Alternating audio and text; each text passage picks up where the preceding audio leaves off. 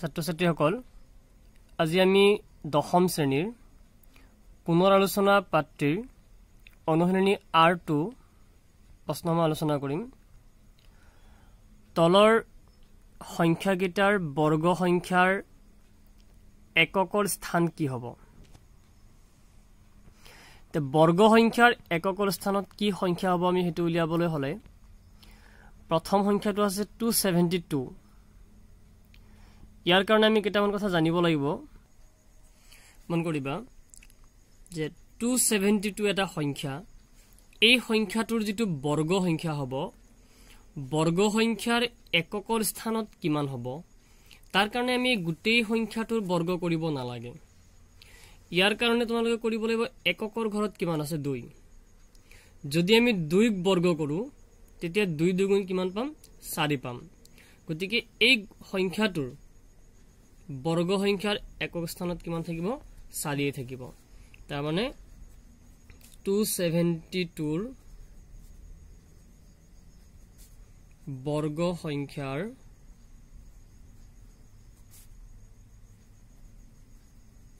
একক স্থানত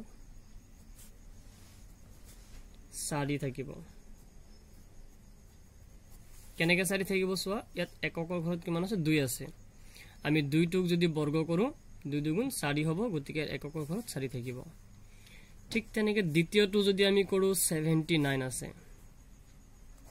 ঠিক তেনেকৈ 79ৰ বৰ্গ সংখ্যাৰ একক স্থানত কিমান থাকিব চাই লোৱা। এককৰ ঘৰৰ অংকটো চাবা কিমান আছে 9। যদি আমি বৰ্গ কৰো 9 9 গুণ 81, 9 9 গুণ হৈ আছে কিমান 81, তে এককৰ ঘৰত কিমান আছে 1। তাৰ মানে 79 সংখ্যাটোক বৰ্গ কৰি কিমান হ'ব আমি হিমানখিনি জানিব নালাগে। খালি 9 এককৰ ঘৰৰ অংকটোক তোমালোকে বৰ্গ কৰি দিবা। 9 9 গুণ 81 আৰু 81ৰ এককৰ ঘৰত কিমান আছে 1 আছে। তাৰ মানে 79 সংখ্যাটোৰ বৰ্গ সংখ্যাৰ এককৰ স্থানত কিমান থাকিব 1 থাকিব। ঠিক আছে। ঠিক তেনেকৈ 400 আছে, লাষ্ট এককৰ ঘৰত কিমান আছে 0 আছে। গতিকে 0ক আমি যদি বৰ্গ কৰো 0 * 0 মানে 0 থাকিব এককৰ ঘৰত। 7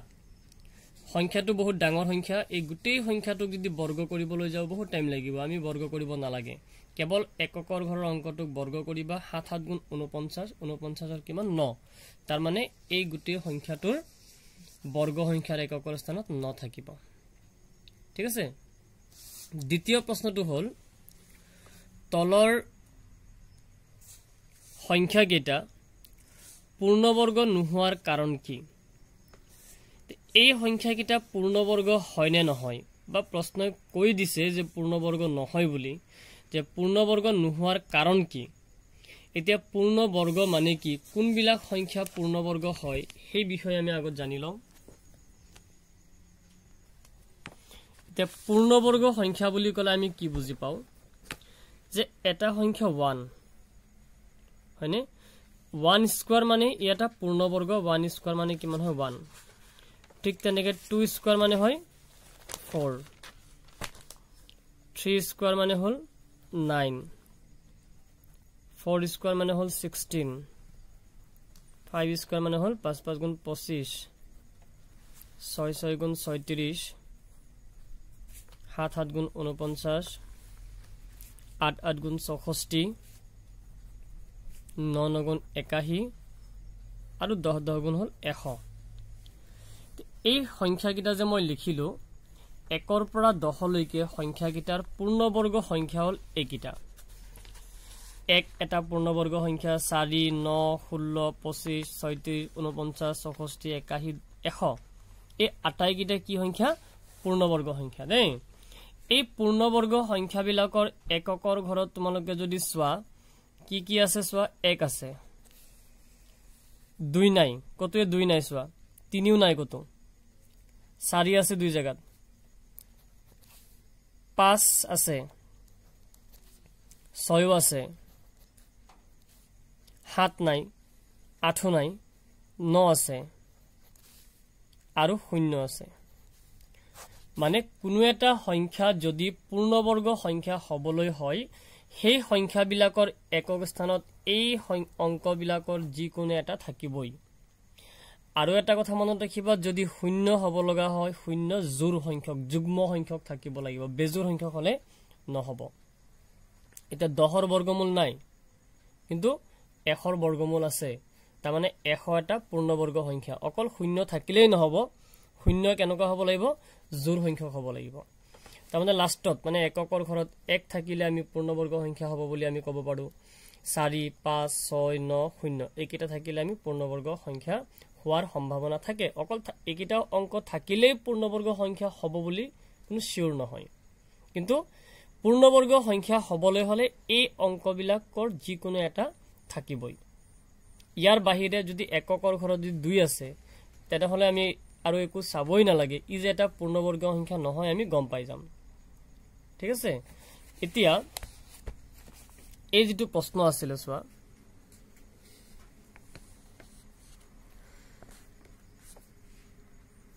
তলৰ সংখ্যাকেইটা পূৰ্ণবৰ্গ নোহোৱাৰ কাৰণ ইয়াৰ এককৰ ঘৰত কিমান আছে 7 আছে এতিয়া আমি অংককেইটা মই কৰি তোমালোকক দেখুৱালো যে পূৰ্ণবৰ্গ সংখ্যাৰ এককৰ ঘৰত কেতিয়াও 7 হ'ব নোৱাৰে ইয়াত কিমান আছে 8 কেতিয়াও হ'ব নোৱাৰে ইয়াত কিমান আছে 2 দুইও কেতিয়াও পূৰ্ণবৰ্গ সংখ্যাত এককৰ ঘৰত হ'ব নোৱাৰে ইয়াত শূন্য আছে যদিও কিন্তু শূন্য এটা আছে সিঙ্গল সো বেজোড় সংখ্যক আছে নহয় জানো গতিকে ইও এটা পূৰ্ণবৰ্গ সংখ্যা হ'ব নোৱাৰে তে পূৰ্ণ শূন্য থাকিবলৈ হলে কি হ'ব লাগিব জোড় সংখ্যক থাকিব লাগিব তাৰ মানে এইকিটা পূৰ্ণবৰ্গ নোহোৱাৰ কাৰণ আমি কি লিখিম যে 1057 মানে 1057 সংখ্যাটোৰ একক স্থানত 7 আছে সেই কাৰণে এটা পূৰ্ণবৰ্গ নহয় ইয়াৰ একক স্থানত 8 আছে সেই কাৰণে এটা পূৰ্ণবৰ্গ সংখ্যা নহয় বুজি পালানে তাৰ পিছৰ অংকটো চাবা তলৰ সংখ্যাকেইটাৰ বৰ্গ কিমান বুলি ক'লে আমি এটো স্কয়াৰ কৰিব লাগিব চাবা আমি 3 নম্বৰটো কৰো বৰ্গ 19 so 19 or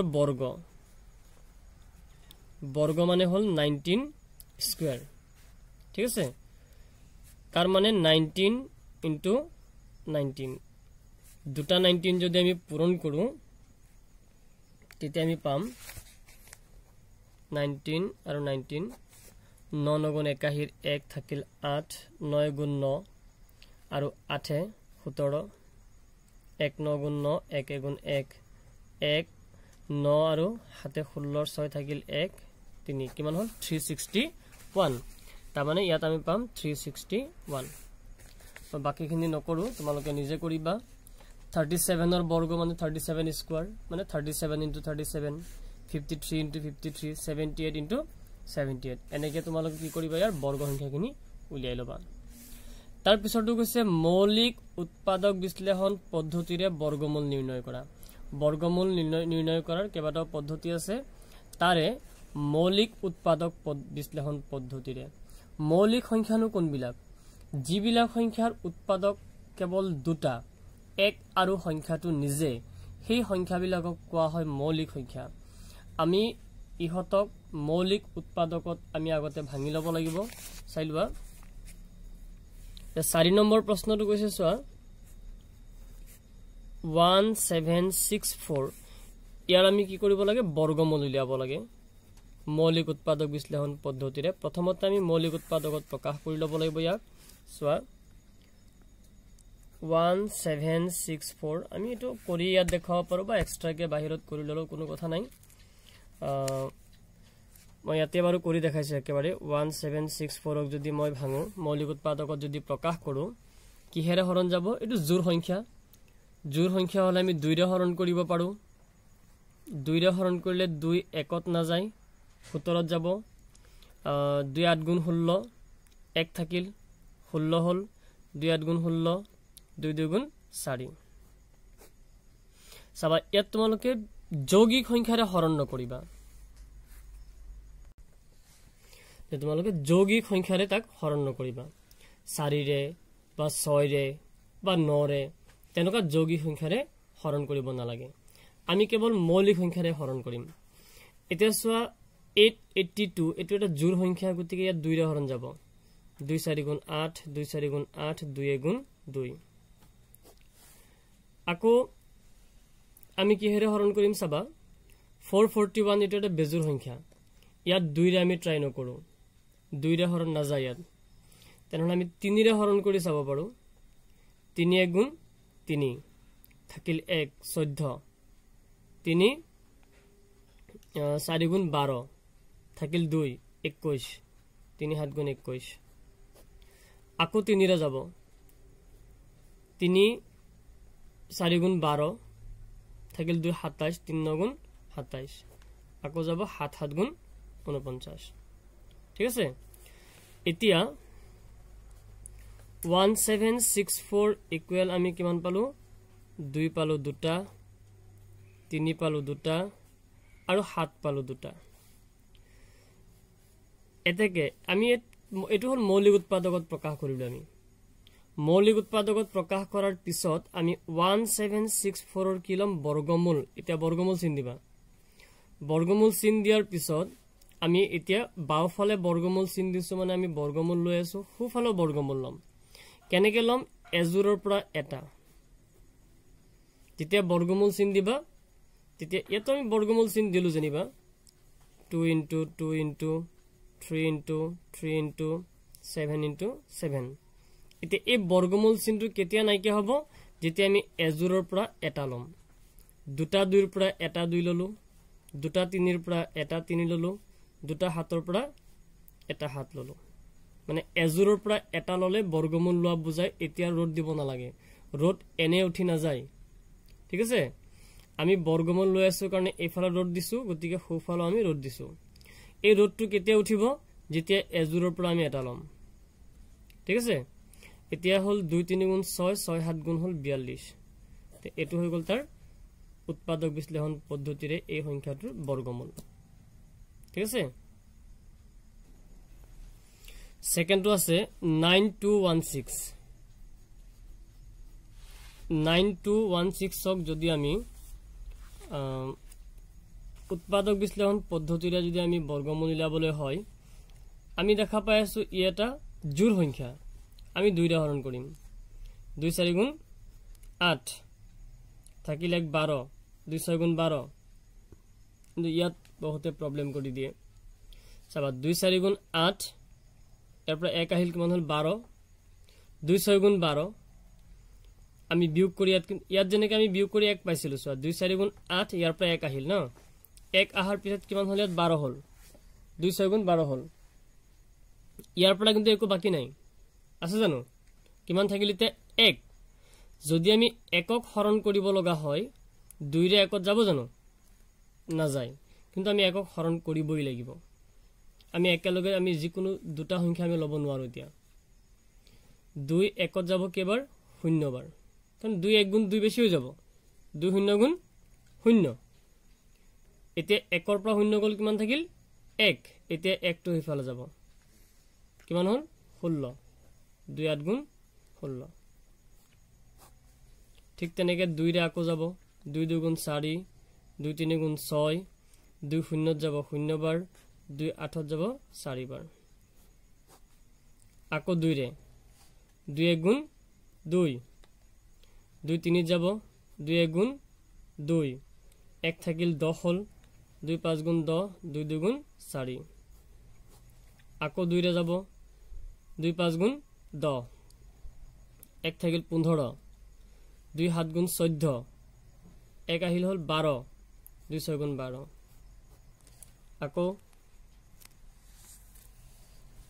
আকৌ জোড় সংখ্যা আকৌ আমি 2 ৰে কৰিম 2 2 গুণ 4 1 থাকিল 17 2 8 গুণ 16 1 থাকিল 16 হল 2 8 গুণ 16 আকৌ 2 ৰে গৈ আছে 2 1 গুণ 2 4 গুণ 2 4 গুণ আকৌ 2 ৰে যাব 2 7 গুণ 14 2 2 গুণ 4 আকৌ 2 ৰে যাব 2 3 গুণ 6 2 3 গুণ 6 12 2 6 গুণ 12 আকৌ 2 ৰে যাব 2 1 গুণ 2 16 হল 2 8 গুণ 16 আকৌ 2 9 গুণ 18 3 3 গুণ 9 এটাকে 9216 তার মানে হল আমি ইমান গাল 2 নিলিখো 2 কেটা আছে সোয়া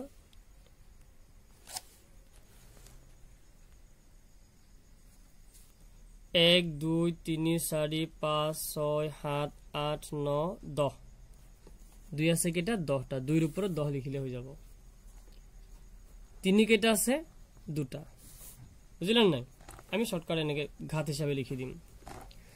এতেকে 9216 এর আমি কি উলিয়াব লাগে বর্গমূল এফালে বর্গমূল দিম হুফালো আমি কি করিম বর্গমূল দিম 2 এর উপর 10 3 এর উপর 2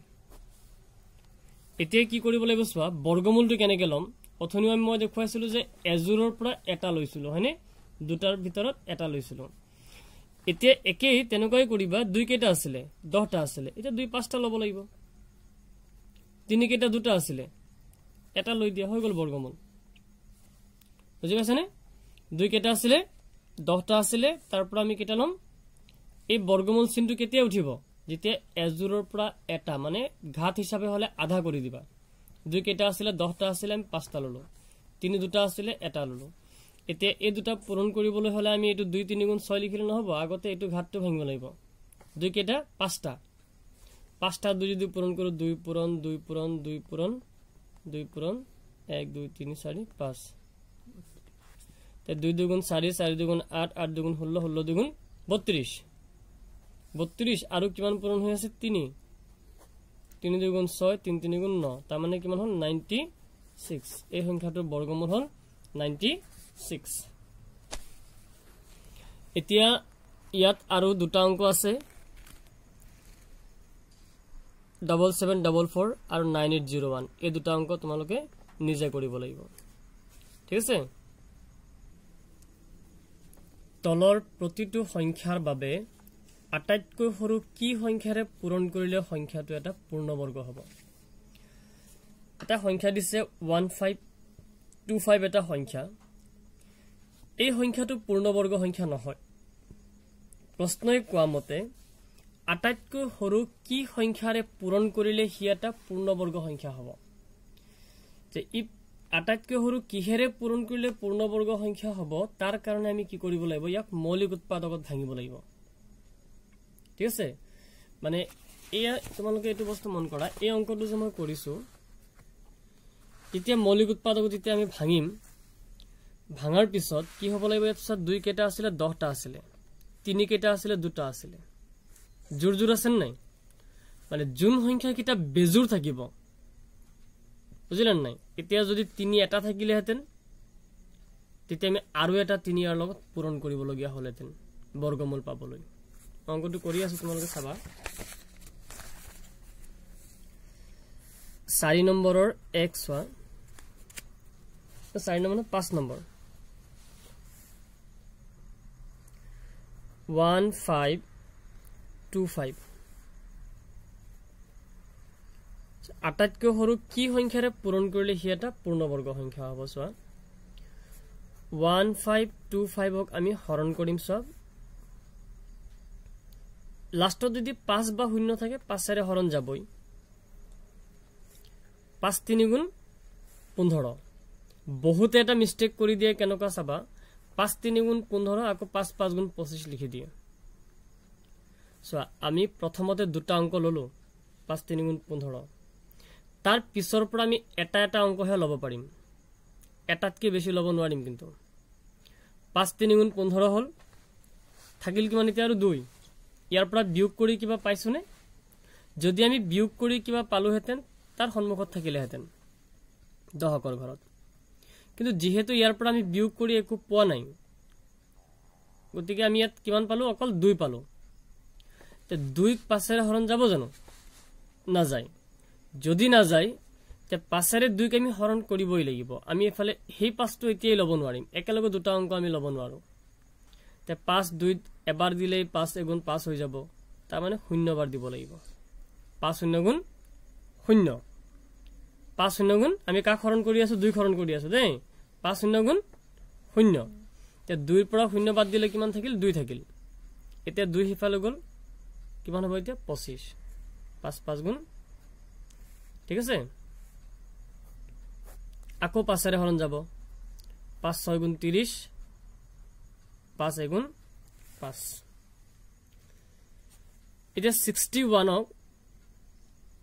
আমি কোনো সংখ্যাৰ হৰণ কৰিব নোৱাৰো এটো বেজুৰ সংখ্যা 2 ৰে না যায় 3 ৰেও না যাব 7 ৰে না যায় 9 ৰে না 11 ৰে না যায় আৰু কোনো সংখ্যাৰ হৰণ না যায় এটা মৌলিক সংখ্যা হয়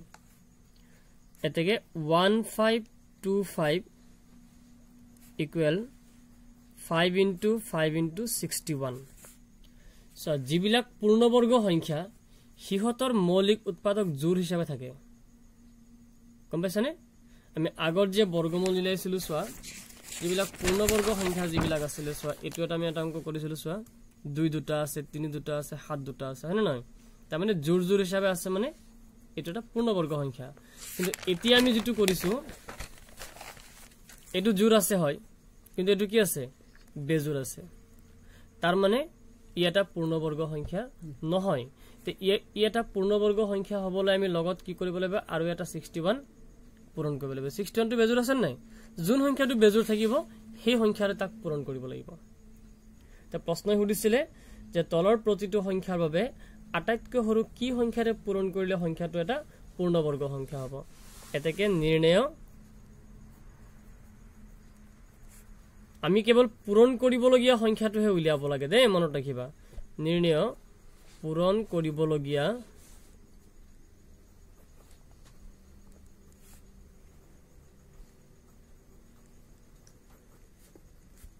আটাইতকৈ সৰু সংখ্যাটো 61 বুজি পালানে ইয়াত 61 বেজুৰ হিচাপে আছে কদি ইয়াত আৰু এটা 61 হে পূৰণ কৰিব লাগিব তথাপি তোমালোকে আৰু এটা অংক চোৱা 1008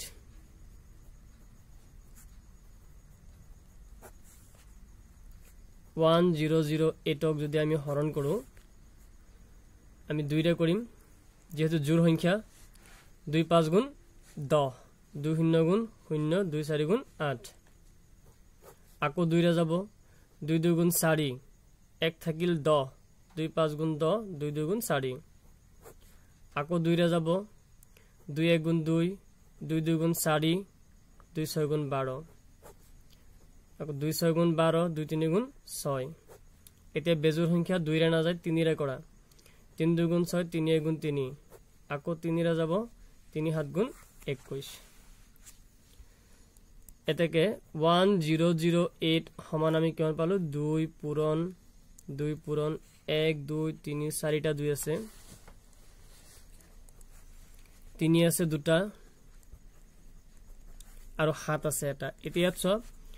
এটো জোৰ আছে এটো জোৰ আছে এটো জোৰ আছে বেজোৰ কোন আছে 7 যোন সংখ্যাটো বেজোৰ থাকিব আমি আটাইতকৈ মানে এটো পূৰ্ণবৰ্গ পাবলৈ পূৰণ কৰিবলগীয়া সংখ্যা হেতুই হ'ব মানে জোৰ জোৰ হ'বই লাগিব তাৰ মানে জোৰ হ'বলৈ কিমান লাগিব আৰু 7 এটা পূৰণ কৰিব লাগিব অকল এটা সংখ্যাই নহয় কেতিয়াবা কি হ'ব জানা এটাতকৈ বেছিও পূৰণ কৰিবলগীয়া হ'ব পাৰে যেনে 3 যদি এটা থাকিলেহেতেন 7 যদি এটা থাকিলেহেতেন তেনেহলে আমি এটা 3 ৰেও পূৰণ কৰিব লাগিব 7 ৰেও পূৰণ কৰিব লাগিব তেতিয়া 3 7 গুণ 21 হলহেতেন পূৰণ কৰিবলগীয়া সংখ্যাটো দেই এতিয়া যেহেতু এটা সংখ্যাই বেজোৰ আছে হেতু হল 7 গতিকে আমি ইয়াত পূৰণ কৰিবলগীয়া সংখ্যাটো কিমান হ'ব 7 হ'ব এতেকে নিৰ্ণয় পূৰণ কৰিবলগীয়া সংখ্যাটো 7 ঠিক আছে